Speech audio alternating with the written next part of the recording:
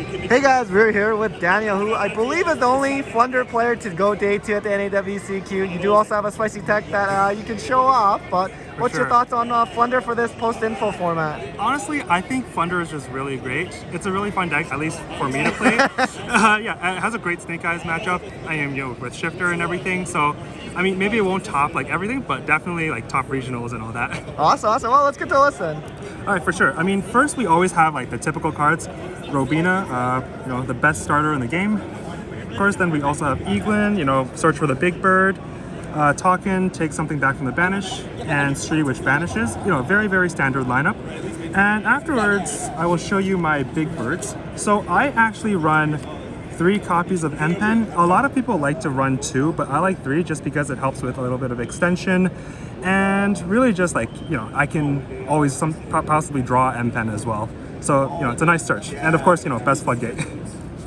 Of course, always 1 and 1. Rise up, bounce. Apex is an Omni Negate. Yeah, you basically have to play this in every single deck, every Flu deck. Then we have 3 map, basically mandatory. Well, really 4 maps because we have terraforming. Advent, always gotta dodge the imperms, gotta dodge the veilers, and get some free search. Of course, the 500 life game is really nice for time. Never really came up, but it does make people nervous when you drop this at like 5 minutes. Unexplored Winds. This lets me send off my opponent's cards as well. This is not once per turn, which a lot of my opponents didn't know, and this won so many games. Once this gets onto the field, it's basically over. And of course, for consistency cards, we have 3 Pot of Duality, 3 Pot of Prosperities as well. Yeah, just the best sorters in the game. These rarities.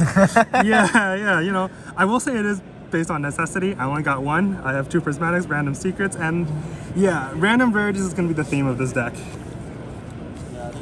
Of course, next we have 3 copies of Thrust.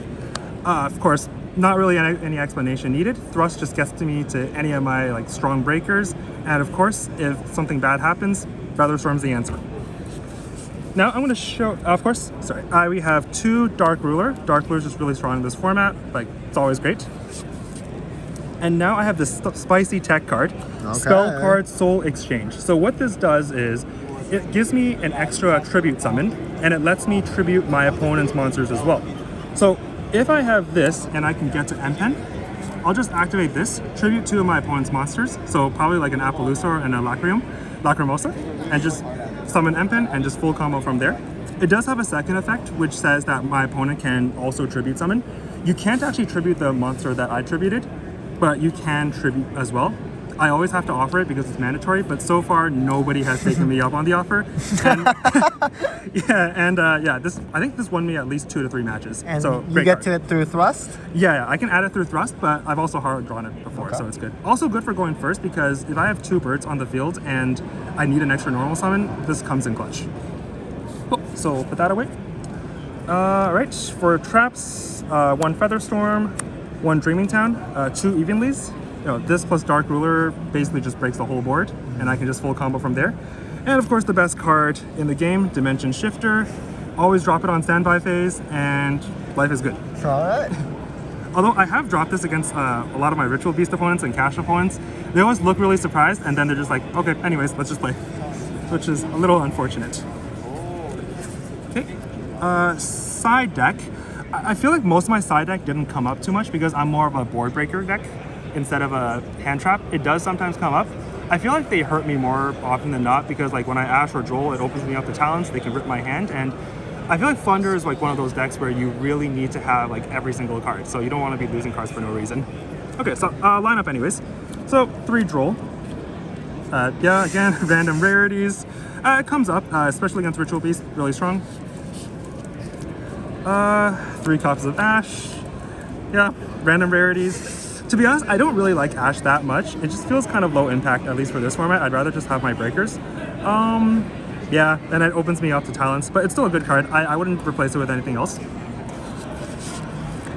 Okay.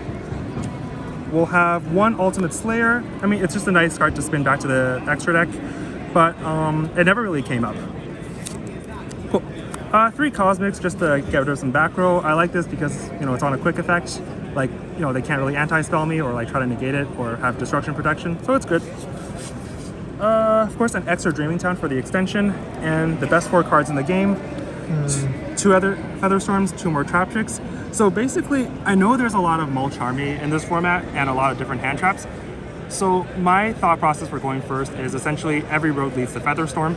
So if they do something, my plan is just to, like normal Eaglin, either thrust into Feather Storm, set a Trap Trick, or hopefully have Feather Storm in hand. So essentially, with these 4 cards, and we have the 3 copies of Thrust, like this is essentially just 7 ways to get into Featherstorm, and you know, if you have Pot and Duality, that's like more ways to get into Featherstorm. So best card in the game. I think it should stay at 3, never be banned. Yeah, maybe even go to 4. I don't know. For extra deck isn't really that important for Flu at all, so I just like put in whatever cards I want.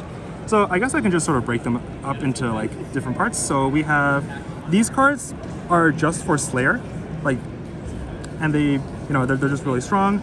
I have the 1 card, I just like the card, and it's a Pendulum, so in case someone has a Pendulum, I could spin it back. Never came up.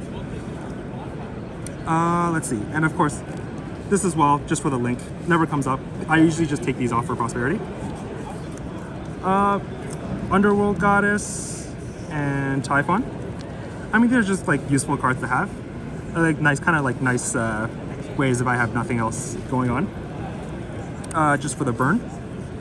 I got Slacker, Downer, Zeus, just for the Zeus play.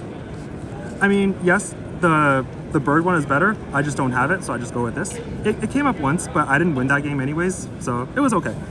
I think the thing with like Flunder is if you have to go into your extra deck, you're already losing. And last cards is just a free normal summon, Moon, because it's just a free link too, and Access Code. I'm not sure if I can actually get into it, but I like the card, so let's just keep it there.